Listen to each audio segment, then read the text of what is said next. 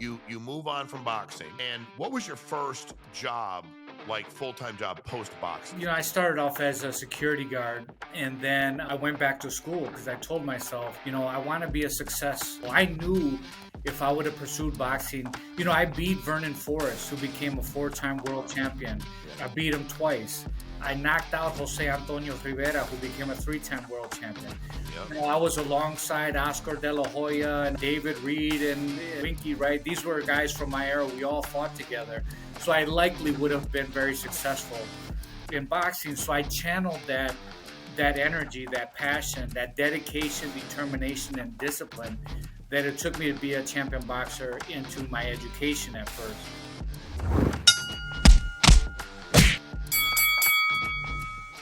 All right, guys, welcome to Punch Me in the Face, another episode. Very, very honored to have my buddy Hector Colon on. How you doing, Hector? I'm doing great, Shawn. Thanks for having me. Thanks for being on, man. I was doing some research on you, dude, and I got really excited because you seem to be a really good candidate for Punch Me in the Face since you got your boxing history. So I like that a lot, and you've turned it into one hell of a business career too. And I think that's really Hector, we launched this podcast because we wanted people to understand that, number one, life will punch you in the face. Matter of fact, I'll give you a quick story. When I was 17, I thought I was Hector growing up. I liked to fight. Okay, enjoyed it a lot. Had a lot of anger issues, and I was. You remember rotary phones, Hector? Yes. You might not. I don't know if you. How old are you, Hector? I'm 50. Me, I'm 52. Okay. I'm 50 exactly. So we're both the same age. So we both remember rotary phones. Like you get the cord. And I was at my buddy's house, and this guy called up, and he started yelling at my buddy on the rotary phone. And my buddy was like, "You need to talk to this guy." And I was like, "What's he want?" And he was like, "I'm gonna come over there and kick everybody's ass. This happened and that happened." I was like, "Bro, let me tell you something. You come over here, and I'm gonna whoop you." So he hung up the phone, and my buddy said, "Do you know who that is?" I go, "No, I have no idea who it is, but I'm gonna beat the crap out of him when he gets here." He goes, "Dude, he's like a really good boxer. Like he's Golden Glove boxer from New York. He's actually really good, like legit." And I was like, "Dude, I don't care." Hector, I think in the first 2 minutes, which was a long time because I don't think I was in that kind of shape, that fool hit me in the face like 19 times. Okay. You know what I mean? His hands were so damn quick. I didn't even know what to, and I went from I'm going to win to I'm not going to get knocked down. I did have probably like 50, 60 pounds on him. And I kept trying to get a hold of him, but he wouldn't let me. And it ended up becoming like, and I like the guy. He's a cool guy. And I don't know if he wants me to share that he was whooping up. So maybe I won't, but he's a really good dude. And, you learn a lot. And it's like life's going to do that to you. You know what I mean? Like and you have to be equipped when life does, right? Whether it's business, personal, defend yourself. But Hector, before we get into some of the specifics, can you kind of give us some background on yourself and let all the viewers know who they're talking to, who you are, and how you got shaped into the person you are today, sir? Yeah, thank you. So born and raised in near south side of Milwaukee, Wisconsin. Both of my parents are from Puerto Rico, so they came here for opportunity. And my story really started on one summer day when I went outside to play baseball with some of the neighborhood kids. And there was one kid in particular, his name was Adam, who didn't want people with the color of my skin in his neighborhood. And he hit me in the face. He called me a spick, the N-word. And I went home crying, humiliated, wounded self-esteem. And as I got into my house, I saw my father, and he told me that he wanted to take me to the boxing gym so that I can learn how to defend myself. And that really is what transformed and changed my life. I really didn't want to be there. I saw all these big guys pounding on the heavy bag. But my coach, Israel Acosta, who they call Shorty, who's a giant in my life, he put me in front of the mirror and started showing me some boxing combinations. And quickly he told my father, "Your son is a natural. He's going to become a champion." Unfortunately, my father never saw that because my mother and father got a divorce when I was 12 years old. This father that I love so much now is completely gone. No money, no calls, gone. At the same time, my sister was 17 and she was addicted to drugs, co-occurring mental illness, in and out of jail, in and out of the psychiatric hospital, sometimes suicide attempts right in front of this little young boy. I saw my cousins dying due to gang violence, addicted to drugs. And my mom was working 2 and sometimes 3 jobs. She has a seventh grade education. But I'm so thankful that boxing gave me hope and lifted me out of those challenging situations that were around me. So you pursued boxing. Where that? So you obviously. When did you realize you actually? I mean, I know the guy, the coach told you you were natural. When did you realize, like, I'm pretty good at this? Like, when was that? Where you internalized that, dude, I'm actually pretty good, and I got a legit shot to be successful. Yeah, it really was when I was 15. When I was 14, I won the U.S. Olympic national title at 106 pounds. When I was Wow. 15, I won it at 125 pounds. And it was at that point I won it back to back years. And I saw my name in the books with some of the greatest Sugar Ray Leonard, Evander Holyfield, Mike Tyson. And it was really at that point that it said, wow, I'm really good. So you had a knack for that. You got good. You got very successful. Where did that take you, boxing career wise? So when did you like? How did you progress through high school and after that? Yeah, so I traveled all over the world with the United States national boxing team. And in 1992, I was favored to go to the Olympics. I was so excited. I was 19 years old. I was already anticipating winning that gold medal and signing that multi-million dollar contract. And honestly, for the most important opportunity in my life, I just was not focused, mind, body, and spirit. I was distracted. I was a young kid, and I got into the Olympic trials, and I lost, and I was absolutely devastated.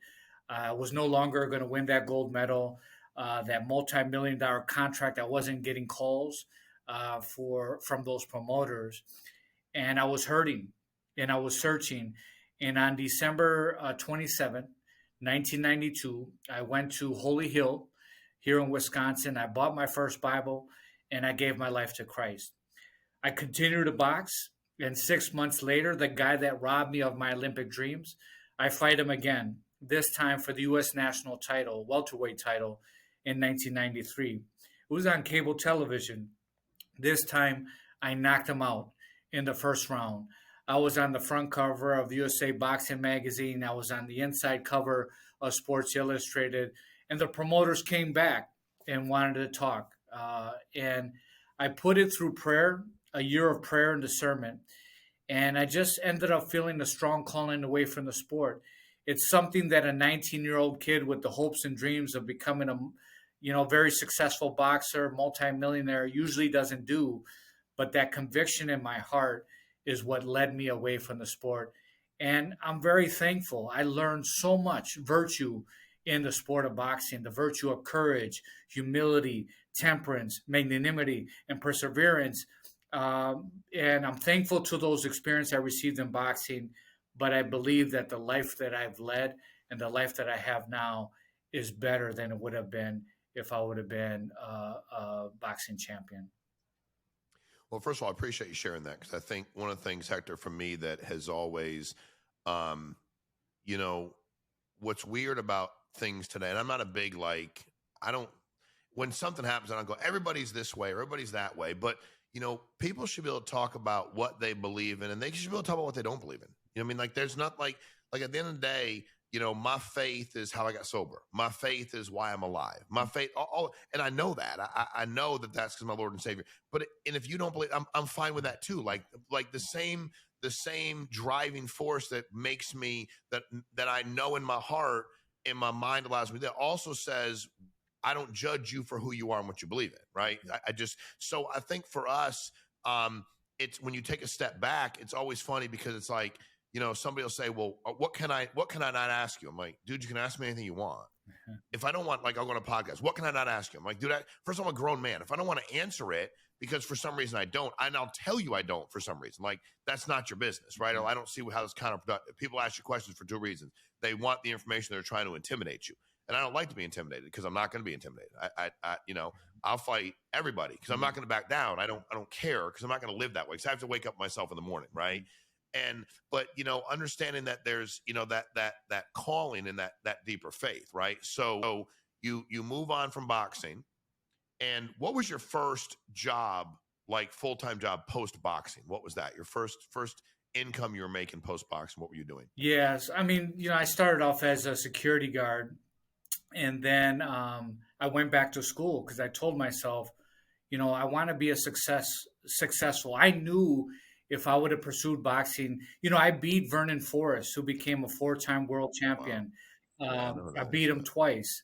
I knocked out Jose Antonio Rivera, who became a three-time world champion. I Yeah. was alongside Oscar De La Hoya and all these, David Reed and Winky, right? These were guys from my era. We all fought together, so I likely would have been very successful in boxing. So I channeled that energy, that passion, that dedication, determination, and discipline that it took me to be a champion boxer into my education at first. So I ended up getting a master's degree in occupational therapy, and then my first job was as a clinical. I was an occupational therapist, so I was a therapist for individuals who have mental health and addiction needs at Wisconsin Correctional Services. I started off as a clinician, and within 3 months, I became the assistant director of the program. And really, ever since, I've been in management and leadership positions all of my career. So you start off there, yeah. And I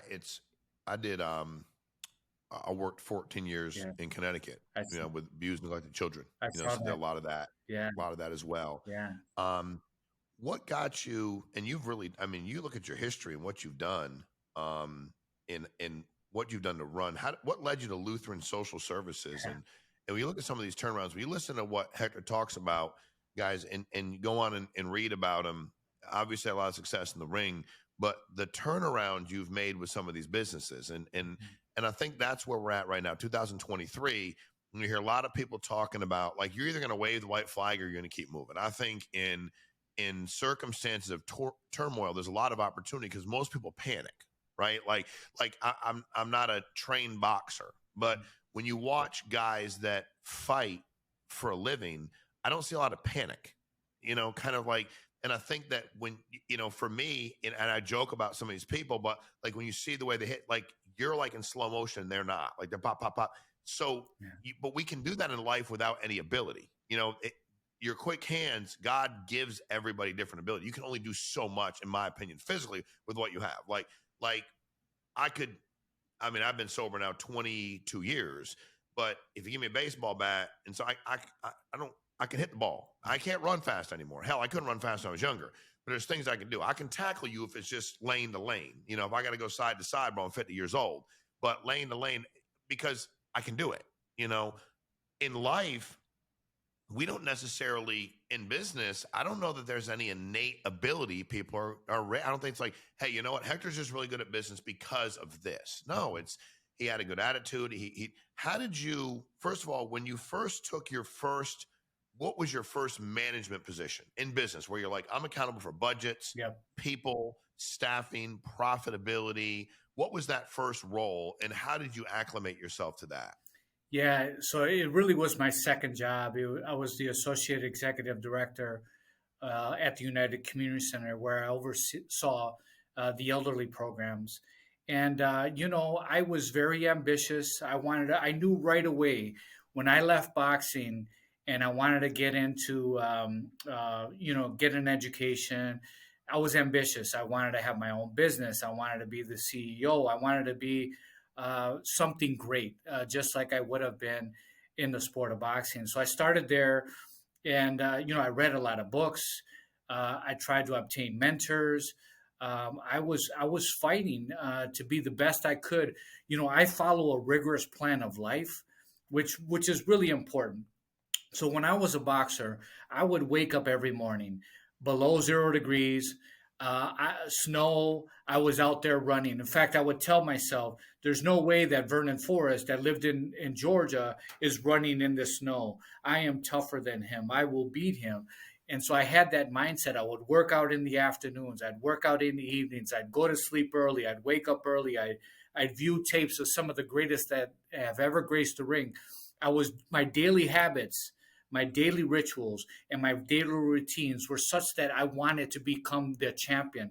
Nothing but champion is ever good enough in a sport of boxing. If you're number two, number three, you might think that's good, but it really isn't when you're at that elite status. So I do that right now. I have a rigorous plan of life where I go to daily mass. I have prayers throughout the day. I work out. I'm reading. I'm trying to be the best. So I did that right away. I immersed myself with mentors, reading, and I learned P&Ls and how to run an organization. And also, I gravitated towards servant leadership. And I'm going to tell you why.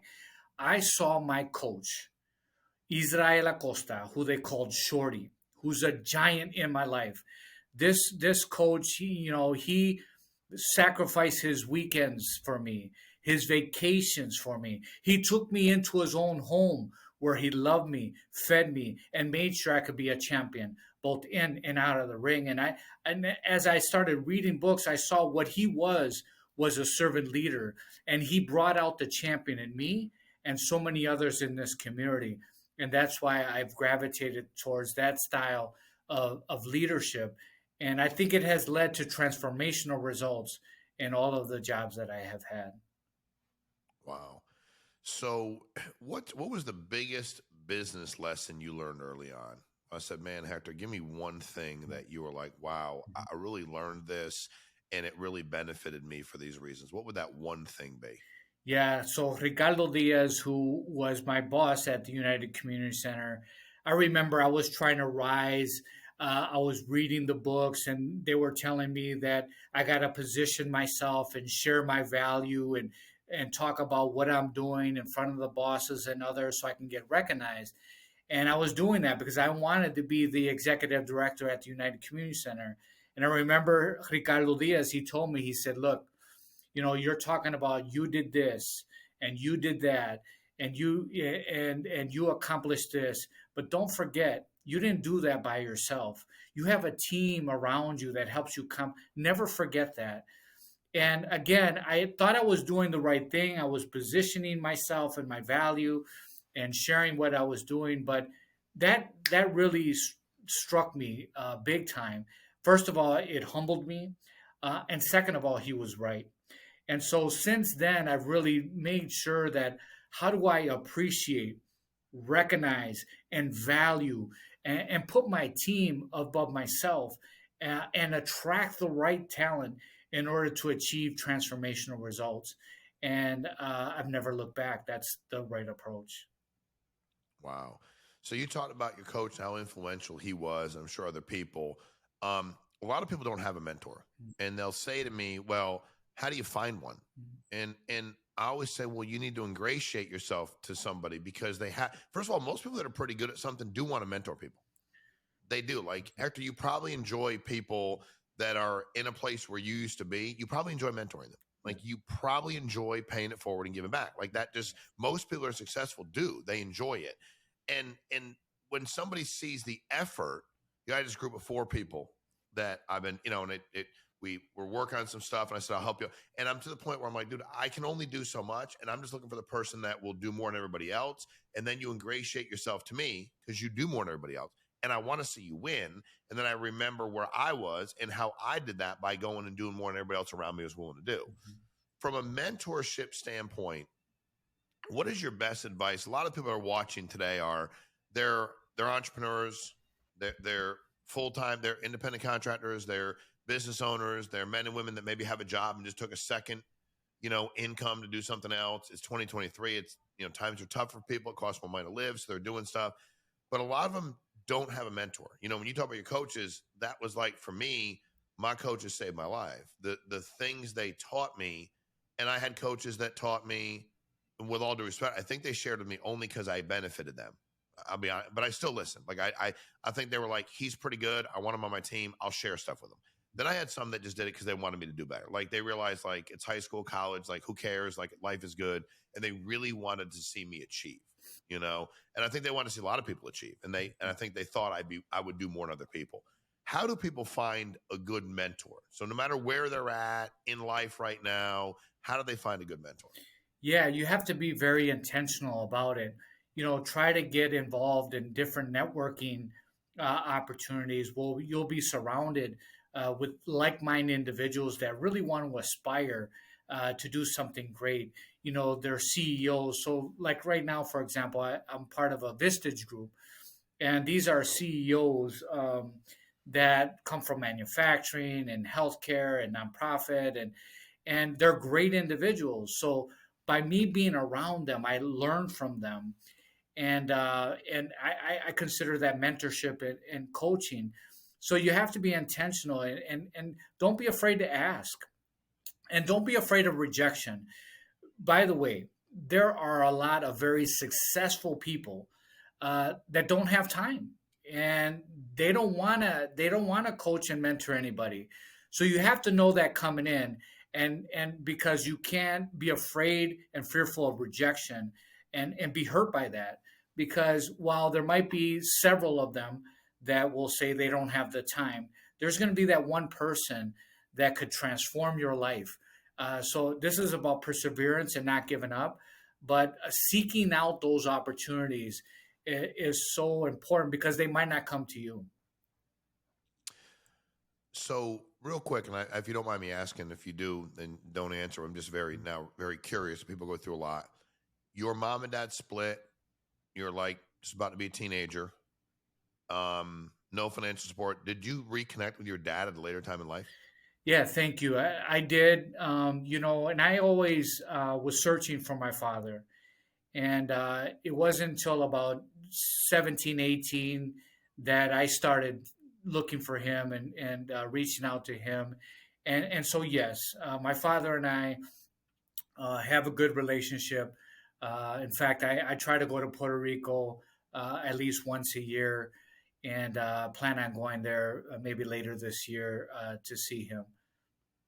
That's great. Because you always wonder. It's just, and I think that's the thing too, is that, like you could take a piece of paper, draw a big circle, and you could take one pinpoint of something that's going on in your life, relationship, family, parents, significant other, and you could fixate on it. Or you can go like, you know what, life's really short, relatively speaking. So like, why don't we make the most of it? I only asked because I hadn't talked to my father for years. And then on Christmas Eve, Dad just picked up the phone and called him. I was like, why are we not talking? Like, let's just, we went through some stuff, and it's been actually, to be straight up, really cool relationship. I can't go back and undo those years we didn't talk, but I'm really thankful that we reconnected. So I think that's really important. Your father is your father, and that's an important component of your life. I don't care who you are. And so the fact is that, we all make mistakes in life, and we have to forgive and heal. But those relationships are really important. Yeah, no doubt. So you said you found the Lord, right? You were how old? 19. What led you there? What were the circumstances that surrounded you deciding? Because I think, and again, please be clear. I'm not. People always say to me, I have a lot of really good pastors in my life. I always say, dude, I'm just giving you information. I ain't qualified to be no damn pastor. I'm just doing the best I can. And sharing what I know and what I've been through and what I see people share and experience. But at 19, what made you realize that was a void in your life? And how did you fill that void? How did that happen? So I recall when I was 17, 18. So here I am, I'm traveling all over the world with the United States national boxing team. And we used to train in Colorado Springs, which is the Olympic Training Center. So prior to fighting another country, we would go there. And I got connected to this Bible study group.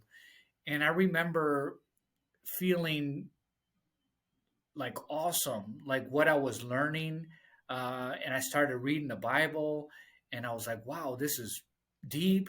This is powerful. I was feeling this joy, this peace, this love. It was incredible.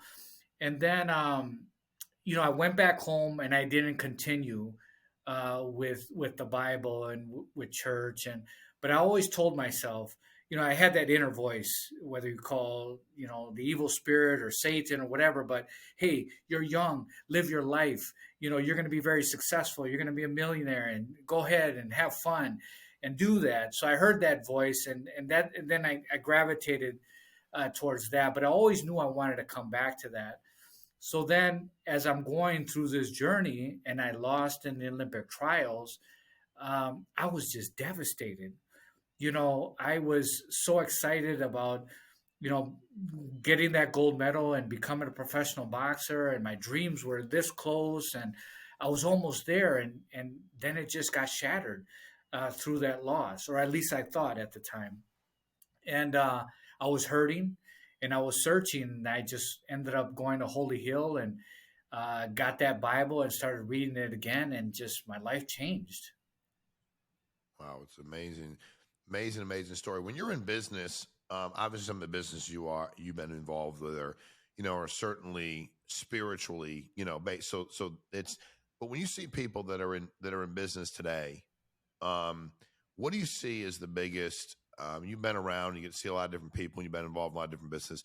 From a leadership standpoint, what is the biggest mistake you see people make? That when they're leading folks in business, that you'd want to share with everybody so they don't replicate that if they're in that position in the future. Yeah, I think that those CEOs that are self absorbed and that don't appreciate, recognize, empower, lift up their colleagues are the ones that are not going to be successful long term.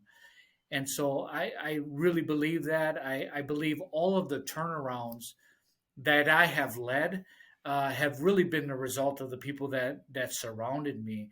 And so I'm very thankful to the individuals I worked with in the past, and certainly the individuals I work with here at LSS. We've had a major turnaround since I've been here as well. Well, you've definitely turned around. You've been very accomplished in athletics, very accomplished in business, very accomplished spiritually and in life. So it sounds like you're certainly heading in the right direction. If you wanted to leave everybody on here, we want to get you contact information from you so they can reach out to you and follow you and connect with you. But if you wanted to leave everybody on here with one thing, Hector, I think that, again, it's funny because I got a buddy of mine who I think Steve, who's a great guy, and when we were launching the podcast, and I was going to write a book just to put the information on paper, and I had a name for it, and he said, "Who came up with that name?" I said, "I did." And he goes, "What about that name would want you to purchase that book or get on that podcast?" He said, "Why don't you call it Punch Me in the Face?" And I was like, "Why?" And he said, "Because everything you've been talking about is that. And it's, first of all, the name is better than your name. And it also, when you find people that know more than you listen, right? So a lot of the folks I think that we do get attracted here, to watching and downloading and paying attention are there. A lot of them are, this is their trying to change their family's trajectory financially. This is the generation that these are self-made people. There's nothing wrong with mom and dad haven't been successful. There's nothing wrong with that. Good for you. I don't begrudge anybody for what they do, don't have, what they've accomplished. I'm a big fan of everybody. You know what I mean? I don't, like somebody said, I don't hate on people for being successful. I don't dislike LeBron James because he's successful. I dislike him because he calls himself a king. I don't dislike him because he's good at basketball. That'd be weird. I dislike him because he puts his hands up and acts like he's putting a crown on his head. I think it's freaking weird. And he's not any better than any other human being. So I think for that, I dislike him, not because of success. I could care less. I'm happy. I think he's an unbelievable basketball player, but when so for the folks on here, they're trying to a lot of them find a way to see themselves as successful entrepreneurs, businessmen, businesswomen, whatever it happens to be, whatever they got going on in life right now. Life's punching them in the face. As a boxer, former boxer, and as a businessman, you might be the most qualified person we've had on here to give advice on responding to being punched in the face, because you've been punched in the face more than most people on here. What is your best advice to folks when life does that to them, business, personal? What do they do to get back up and to move forward? You have to learn how to bob and weave and roll with the punches, and sometimes even take it on the chin in order to advance your life, your soul, and your career. That's one thing. But I want to summarize that question with 5 virtues that are in my book. I wrote a book, My Journey from Boxing Ring to Boardroom, 5 Essential Virtues for Life and Leadership. I also do a powerful keynote speech relating to these 5 virtues, and they are courage, which is really about facing your fears. There's no greater courage than entering into that ring, but it is that dedication, determination, and discipline that gives you that confidence to get into that ring. You got to get into the ring of life in order to have a chance, right? Second is humility. Humility in the context of the way the ancient philosophers talked about it, in the context of serving others. And that's related to that servant leadership. So be humble, serve others. That's a key virtue. The third one is temperance. That's about self control and restraint. Do not react to a situation that could ruin your life, your soul, and your career. Magnanimity. This is about the virtue of striving for greatness. You have to have those daily habits, those daily rituals, and those daily routines. If you want to be a great father, if you want to be a great husband, if you want to be a great CEO, if you want to be a great member of the community. And the last virtue is perseverance. Don't give up, champ. Like my coach said, don't give up, champ. And the thing here is, if you're never failing in life, that probably means you're taking it way too easy. Failure can lead to extraordinary success and results, and it has done that for me in my life. That is outstanding, man. My journey, Boxing the Boardroom. How do they find you, your book, connect with you on social media, reach out? Give us some information, Hector, so they can find y'all. Yeah, so my website is champinstitute.com, champinstitute.com. That's my website. And my social media handles are Hector Colon MKE. Hector Colon MKE. I'm on LinkedIn, Twitter, Facebook. Connect with me. Invite me as your next keynote speaker. I'm ready to bring out the champion in you. Dude, I love it. First, I love your energy, love your passion. I just love who you are. And I appreciate you getting on and punching me in the face, man. You served people today. You gave back. Talked about a lot of things that were very relevant, and you empowered people. And that's what we want to do. We want to get people to get up off of their behind and believe that it's going to be okay. And as you said, roll with the punches, Bob, sometimes take it on the chin. Like, you got to decide what you can do. And Hector, I look forward to connecting with you again, man. I really, really appreciate your time. Likewise, Shawn. I'm so blessed to have met you, and I'm looking forward to getting to know you better. And I'm impressed with your journey and all that you have done. And thank you for having me on your show. Appreciate you guys. Thanks for watching another episode of Punch Me in the Face. We'll talk to you all soon. Appreciate you guys. Thanks, Hector. Okay, thank you.